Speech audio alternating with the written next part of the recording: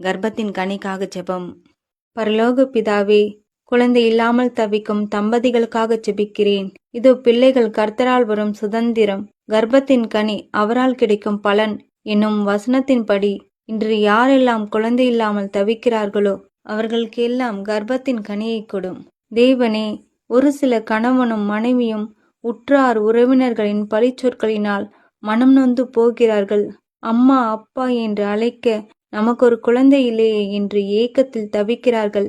இப்படிப்பட்டவர்களுக்கு இயேசுவின் நாமத்தில் இன்றே குழந்தை உருவாகட்டும்.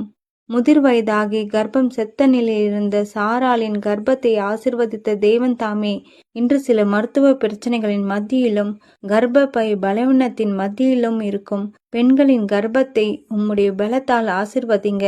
தேவனாலே எல்லாம் கூடும் என்று வேதம் சொல்கிறது.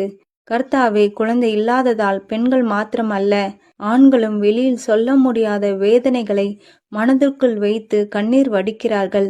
அவர்கள் கண்ணீரை உமது கரம் இன்று துடைக்கட்டும்.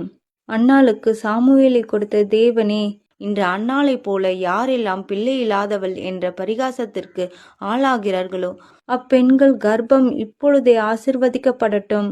மலடி என்ற சொல்லை கேட்டு தினம் கண்ணீர் விடுகிறார்கள்.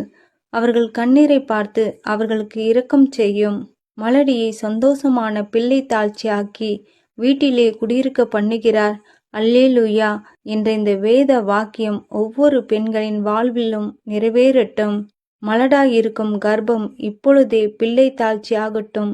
உன் பிள்ளைகள் உன் பந்தியைச் சுற்றிலும் ஒலிவமர கன்றுகளைப் போல் இருப்பார்கள் என்ற உம்முடைய வசனம் இவர்கள் வாழ்வில் நிறைவேறப் போவதற்காக உமக்கு நன்றி.